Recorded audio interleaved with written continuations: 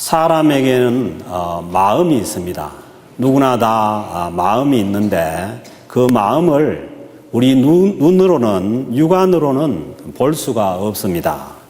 그러나 사람에게 있어서 가장 중요한 것이 마음입니다.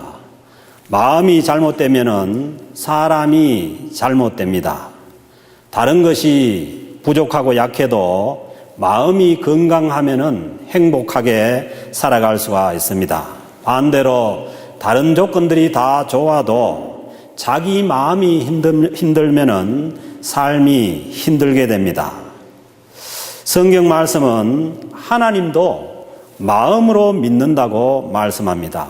로마서 10장 10절 말씀에 사람이 마음으로 믿어서 의에 이르고 입으로 시인하여 구원에 이른다고 말씀합니다. 그러니 믿음이라는 것은 하나님을 마음으로 믿고 받아들이는 것입니다. 하나님의 존재를 믿고 하나님의 마음을 받아들이는 것이 믿음입니다. 마음은 마음으로 통하기 때문입니다. 성경 속에는 하나님의 마음이 나타나 있습니다. 성경에 나타난 하나님의 가장 애틋한 마음은 하나님을 떠나버린 인간들을 찾는 마음입니다. 자기를 떠난 인간을 사랑하시는 하나님의 마음이 성경의 주제입니다. 창세기 3장에서 선악과를 따먹고 하나님을 떠난 아담과 하와를 하나님께서 찾아 나서시고 하나님이 사랑하는 한 민족을 선택하시기 위해서 하나님은 아브라함을 찾아 나서십니다. 하나님을 떠나 살려고 하는 그 이스라엘 민족을 끝까지 부르시고 찾으시는 말씀이 구약 성경 전체의 말씀입니다. 예수님은 하나님을 떠난 사람들을 찾아 하나님께로 돌아오게 하기 위해서 이 땅에 오셨습니다. 내가 길이요 진리요 생명이니 나로 말미암지 않고는 아버지께로 올 자가 없느니라. 바로 예수님께서 아버지 하나님께로 가는 길이 되십니다. 그 길로 갈 때 우리가 하나님 아버지를 만날 수가 있는 것입니다. 오늘 주신 누가복음 15장에는 이 잃어버린 자를 애타게 찾으시는 하나님의 마음이 나타나 있습니다. 누가복음 15장 첫 번째 이야기는 우리 안에 있는 99마리의 양을 두고서 잃어버린 한 마리를 애타게 찾으시는 하나님의 마음에 관한 이야기입니다.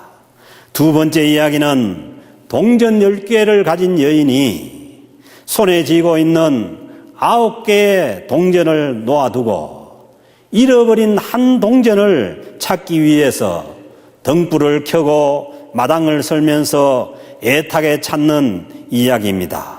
이 이야기들은 잃어버린 영혼을 향한 하나님의 애타는 마음을 말씀하고 있는 것입니다. 오늘 읽은 본문 세 번째 이야기는 아버지 집을 떠나서 탕자가 되어버린 둘째 아들을 애타게 기다리는 아버지를 통해 하나님의 마음을 말씀하고 있습니다.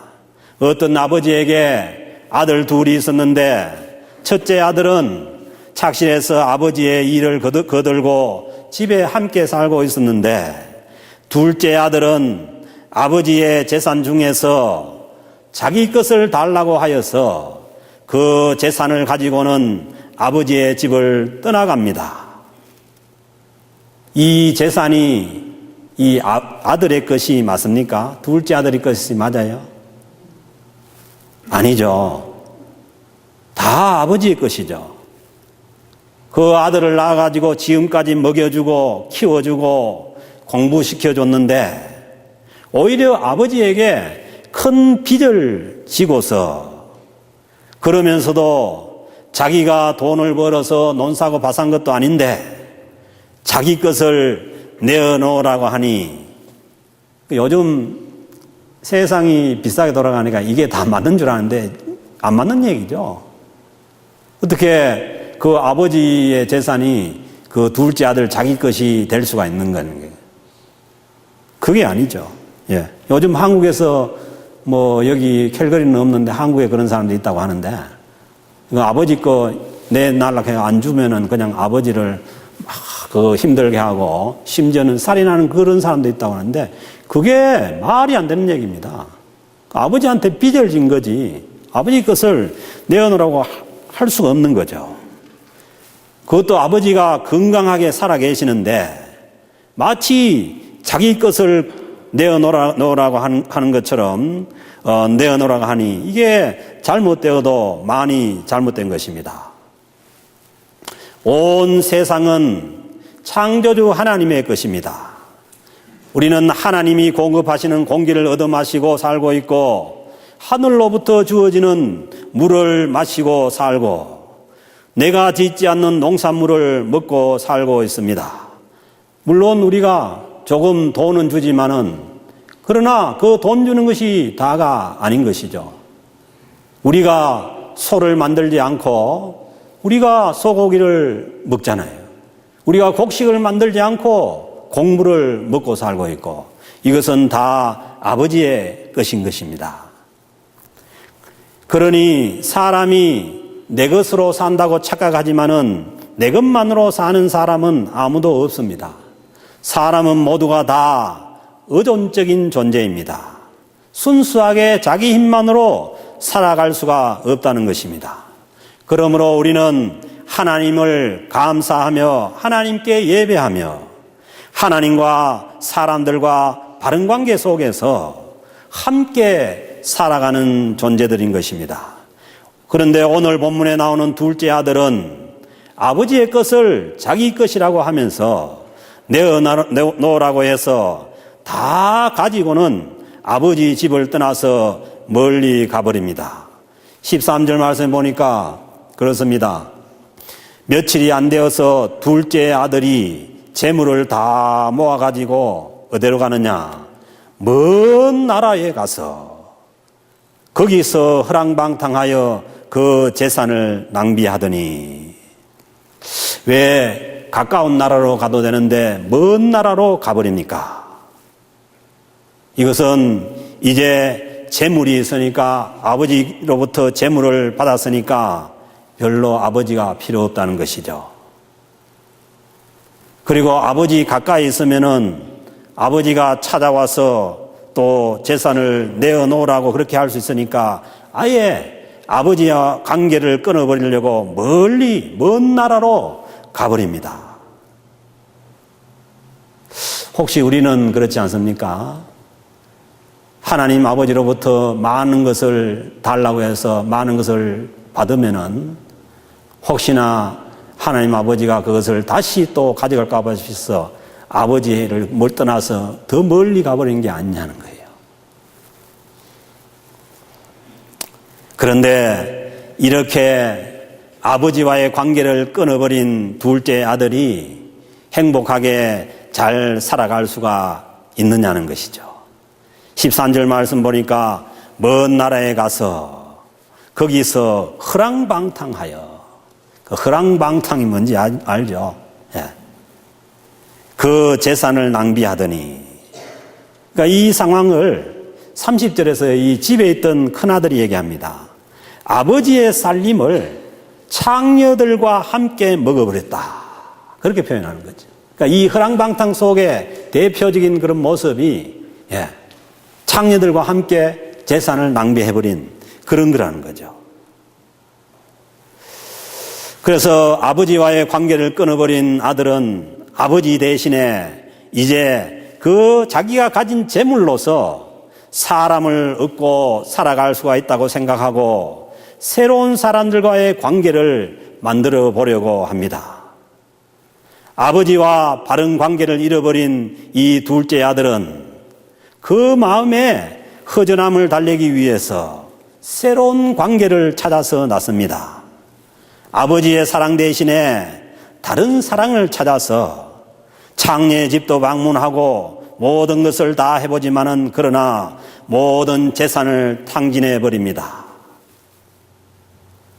돈으로 얻은 그런 관계는 돈이 떨어지면은 다 관계가 끊어집니다.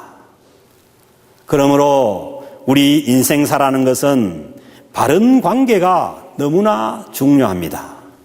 사람은 결국 사람과 하나님과의 관계를 떠나서는 살아갈 수가 없습니다. 아무리 돈이 있고 재산이 있어도 하나님과 사람과의 바른 관계를 끊어버리고 재산만을 의지하고는 살 수가 없습니다.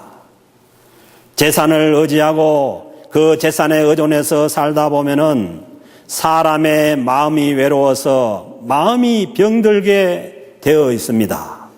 사람의 마음은 마음끼리 서로 통해야 건강할 수 있기 때문입니다. 사람이 마음이, 우리도 그런 얘기를 하잖아요. 마음이 안 통하면은 마음이 답답하다고. 그 마음이 안 통하면은 마음이 답답하고 마음이 병들게 되어 있습니다. 잘못된 관계로 인해서 모든 재산을 탕진한 이 탕자는 먹고 살 길이 막막해졌습니다. 거기에다 흉년까지 들어서 정말 먹을 것이 없어져 버렸습니다. 그래서 오늘 본문에 보니까 마지막으로 간 곳이 들판에 있는 돼지 키우는 곳입니다. 그런데 돼지가 먹는 이 쥐엄 열매도 얻어먹을 수 없는 그러한 비참한 형편이 돼버리고 말았습니다. 완전히 인생의 바닥을 친 것입니다. 이런 상황 속에서도 사람이 바른 그런 관계 속에 살고 있다면은 먹을 것이 없을 때 먹을 것을 가져다 주는 사람도 있고 또 좋은 친구와 바른 관계에 있다면은 돈 있는 친구가 돈을 대주면서 다시 사업을 해서 일어서 보라고 할 수도 있지만은 돈이 있을 때 돈으로 함께 놀던 그런 친구들은 다 어디로 사라져버리고 자신이 돼지보다 못한 삶을 살고 있는데도 아무도 찾아주지 않습니다. 그런데 이 인생의 막다른 골목에서, 이 처참한 인생의 막다른 골목에서 생각난 분이 바로 아버지였습니다. 사람이 참 그 인생의 밑바닥으로 가기 전에 정신을 차려야 되는데 그게 쉽지 않다는 거죠. 꼭 이렇게 인생의 밑바닥에 갔어야 이 정신을 들고 보니까 이제 아버지의 마음이 자기 가슴에 전해졌습니다. 17절에 보니까 이에 스스로 돌이켜 이르되 내 아버지에게는 양식이 풍족한 품꾼이 얼마나 많은가. 나는 여기서 줄여 죽는구나. 스스로 돌이키니까, 정신을 차리니까 이제 아버지의 마음이 생각난 거죠. 내가 그 아버지의 재산을 내어놓으라고 그렇게 할 때에 그 아버지의 마음이 얼마나 아팠는지. 아버지가 찾아오지 못할 곳으로, 먼 곳으로 와버려서 연락까지 끊어버리니까 아버지가 얼마나 애타게 내 소식을 기다렸는지. 그렇지만 중요한 것은 이 믿음입니다. 지금도 내가 아버지께 돌아가면은 나를 받아주실 그 아버지의 마음이 믿어진 것이 기적입니다. 바로 이 탕자를 이 인생의 구렁텅이에서 건져낸 힘은 바로 아버지의 마음을 믿는 믿음입니다. 아버지께로 돌아가기만 하면은 나를 받아주실 것이라는 그 아버지의 마음을 믿는 믿음입니다. 사람이 사람의 마음을 아는 것이 좋은 관계로 나아가게 하는 힘입니다. 그 사람의 마음을 아는 것이 그 사람과 좋은 관계로 나아가게 하는 힘이란 것입니다. 그런데 내 마음이 좋아야 다른 사람들과도 좋은 관계를 이루어 갈 수가 있습니다. 그러면은 어떤 마음이 좋은 마음입니까? 오늘 이 말씀을 볼 때 좋은 마음이라는 것은 바로 이 아버지의 마음처럼 다른 사람을 받아주는 마음입니다. 바로 이 마음이 하나님을 닮은 마음이란 것이죠. 사랑하는 성도 여러분, 우리가 하나님을 믿는다면은 우리의 마음이 하나님을 닮아야 되는 줄로 믿습니다. 그 마음은 다른 사람을 받아주는 마음이라는 것입니다. 탕자가 자기가 잘못한 것을 알고도 아버지의 마음을 알고 나니 일어설 힘이 났습니다. 18절에 보니까 내가 일어나 아버지께로 가서, 이 인생의 밑바닥에서 일어날 수 있는 힘이 그 아버지의 마음을 아는 마음이 있어요. 그때에 일어설 수가 있었어요. 후회와 절망에서 일어나 아버지께로 돌아가는 이 힘이 바로 아버지의 마음을 아는 데서 나온 것입니다. 20절 말씀에도 보니까 이에 일어나서 아버지께로 돌아가니라. 만약에 아버지의 마음을 알지 못했다면 일어설 수도 없고 아버지께로 돌아갈 수가 없는 것이죠. 더 아버지를 멀리 피해서 가버리는 것이죠. 그래서요, 자살하는 사람이 그렇다고 해요. 자살하는 사람이 자기의 마음을 알아주고 자기와 마음이 통할 수 있는 한 사람이라도 있으면은 목숨을 끊지 않는다는 거예요. 그래서 우리와 함께하는 사람들의 마음을 알고 우리 하나님 아버지의 마음을 아는 것은 우리 인생에서 가장 큰 힘이 되는 줄로 믿습니다. 그리고 이 탕자는 아버지께로 돌아가서 이제 자신을 그냥 종으로, 품꾼으로 써달라고 합니다. 품꾼이 되어도 좋습니다. 나를 받아주시는 아버지와 함께 있을 수 있다면은 내가 그냥 종으로, 품꾼으로 있어도 얼마든지 살아갈 수가 있다는 것입니다. 그런데 우리 아버지의 마음은, 우리 하나님의 마음은 이 탕자 아들이 생각하는 것 그런 정도가 아니라는 것입니다. 우리 하나님의 마음은 정말 하나님의 마음입니다. 사람의 마음은 사람의 마음일 뿐이고 하나님의 마음은 하나님의 마음입니다. 자기 재산을 가지고 가서 다 털어먹고 오는 아들, 자기와의 관계를 끊어버린 그 아들을 하루도 변함없이 빠짐없이 이 아버지는 그 아들을 기다리고 있었습니다. 탕자가 그 인생의 구렁텅이에서 일어서서 자기 고향으로 돌아오는 그날도 아버지는 여전히 동네 입구에 나가서 그 아들을 기다리고 서 있었습니다. 저 동구밭 멀리서 걸어오는 그 아들을 알아보고 아버지가 달려갑니다.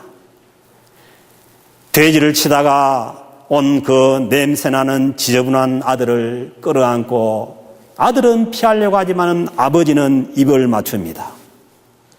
그리고 제일 좋은 옷을 내어다 입히고 손에다가는 반지를 끼워줍니다. 반지가 그런 거 아니에요?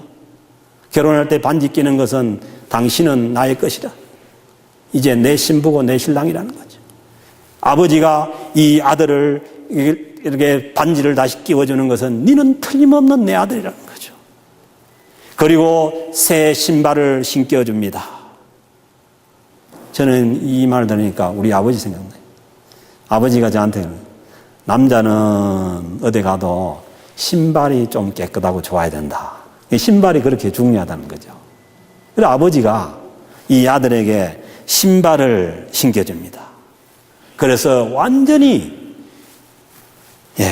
그 아들의 자리로 그냥 품꾼이 아니라 종이 아니라 왕자의 자리로 회복시켜 줍니다. 그리고는 송아지를 잡되 본문에 보니까 살찐 송아지를 잡으라는 거예요. 최고의 송아지를 잡아가지고 동네 사람들을 불러 모으고 최고의 잔치를 베풉니다. 이것이 우리 하나님 아버지의 마음이라는 것입니다. 그리고 나서 24절의 말씀에 내 아들은 죽었다가 다시 살아났으며 아들 내가 다시 찾았다는 거죠. 내가 잃었다가 다시 얻었노라. 사랑하는 성도 여러분, 이 상황에서 제일 당황한 사람이 누구였겠어요? 당황하십니까?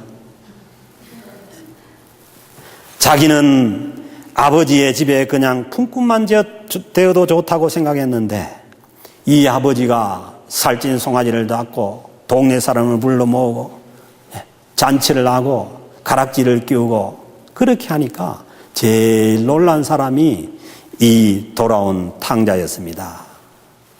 사랑하는 성도 여러분, 여기에서 이 탕자가 이 아버지의 마음을 어떻게 받아들여야 되는 것입니까? 여러분 같으면은 이 아버지의 마음을 어떻게 받아들이겠어요? 아버지, 미안합니다. 나는 더러워서 아버지께 가까이 갈 수도 없고 이 좋은 옷이나 반지는 내하고는 너무 맞지 않습니다. 새 신발은 내게 너무 과분합니다. 그냥 품꾼들이 입던 다 떨어진 옷을 입고 그냥 헌 신발을 신고 다니겠어요. 그리고 이 못난 자식을 위해서 살찐 송아지를 잡으면 안 됩니다. 그렇게 얘기하고 그냥 방구석에 박혀 있어야 되는 것입니까? 잘못 생각하면 우리는 믿음 생활도 이렇게 할 수가 있어요. 놀라운 사랑으로 하나님께서 우리를 찾고 불러주셨는데 아이고 나는 그렇게 할 수가 없고 그냥 예전처럼 그냥 그렇게 살립니다. 그렇게 할 수가 있어요. 그러나 그것이 바른 믿음이 아니라는 것입니다. 만일 우리가 그렇게 한다면은 다시 한 번 더 아버지의 마음을 아프게 하는 것입니다. 사랑하는 성도 여러분, 우리 하나님 아버지의 마음을 그대로 받아들이는 것이 좋은 믿음인 줄로 믿습니다. 하나님의 사랑을 믿고 받아들이는 것이, 그 하나님의 사랑을 믿고 그 잔치 자리에 나가는 것이 하나님의 마음을 기뻐시게 하는 믿음이신 줄로 믿습니다. 사랑하는 성도 여러분, 우리는 누구나 다 탕자와 같은 사람입니다. 하나님의 아버지의 마음을 알지도 못했고 하나님과의 관계를 끊어버리고 멀리 갈 때가 다 있었습니다. 그러나 우리가 멀리 갔을 그때도 하나님은 변함없이 우리를 사랑하시며 우리가 돌아오기만을 기다리셨습니다. 그러므로 하나님 아버지께 가장 중요한 것은 바로 저와 여러분들이 당신이 하나님께로 돌아오는 그 자체입니다. 하나님은 그 이상 바라지 않습니다. 사랑하는 성도 여러분, 우리가 하나님께로 돌아와서 그 아버지 품 안에서 살아가는 그 자체가 하나님을 기쁘게 하는 신앙인 줄로 믿습니다. 변함없이 우리를 사랑하시는 하나님 아버지의 마음을 믿고 받아들이시는 그 은혜가 저와 여러분들에게 있어지기를 주님의 이름으로 축복합니다. 이제 하나님께로 돌아왔다면 이제는 새로운 아들로, 새로운 하나님의 자녀로서의 삶을 살아가면 되는 것입니다. 우리를 향한 아버지 하나님의 사랑을 우리 마음으로 믿고 받아들이십니다. 하나님께서 받아주신 그 은혜를 감사하면서 기쁨으로 살아갑시다. 다시 살아난 하나님의 새 아들로서의 삶을 살아가는 저와 여러분들의 삶이 될 수 있기를 우리 주님의 이름으로 축복합니다.